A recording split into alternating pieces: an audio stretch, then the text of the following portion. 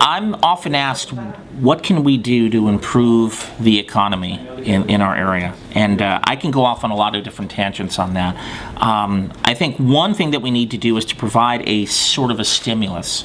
That is to say that we can put people back to work by taking care of the things that are broken in our county. For example, on my way here, I travel down North Avenue here in Carmichael. I go down roads in North Highlands. I go over places in Citrus Heights and Antelope, and sometimes the conditions of the roads are absolutely terrible. It's like going over a washboard. And evidently, if you call the county and you say, can you fix this? Can you fix this pothole? Oh, we'll get to it eventually. We don't have the money. So part of what we can do is actually make a priority of fixing the roads and the bridges and the overpasses. And a lot of you are thinking, or people have said to me, well, where is the money going to come from? I think in part we can look at a lot of different sources to raise revenues, and this also will help, stimulate our economy. One of the things I'd like to do is to impose a vacancy fee on those commercial properties that are sitting empty. And that would cause a financial incentive to actually lower the rents.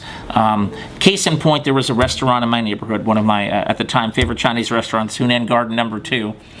And suddenly the landlord, and there were plenty of vacant stores all around there, which I find surprising the landlord would say this. The landlord basically said, I have to, raise your rent by some astronomical level. And they said, well, it's just too much for us. We're just going to close up shop and leave. And the business folded, and still to this day, more than a year later, that place is still sitting empty.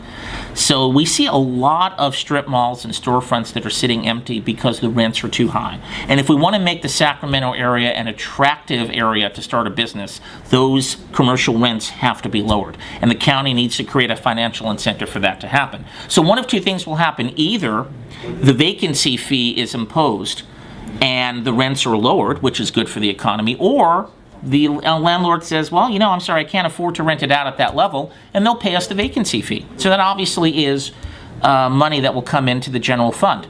Another thing that can happen is that we can impose a stiff foreclosure fee, and that actually will help with two issues here. It will force the banks to essentially renegotiate deals with homeowners to keep them in their homes, so we don't have an issue of homelessness or people being kicked out of their homes and having to move elsewhere and destroying their lives and their livelihood. So again, either the banks will then negotiate deals, or they'll have to pay a $10,000 or plus foreclosure fee to the county. Again, if the home is foreclosed upon, then that's revenue into the county. Another thing we can do is look at some property fees, and we can put those issues to the voters. We can exempt seniors, because I think seniors have contributed enough to our society, so we can have a senior exemption on these property fees. And we can exempt the first $50,000 of value. So we can make it a progressive tax so that the tax actually hits those who actually make the most in our society.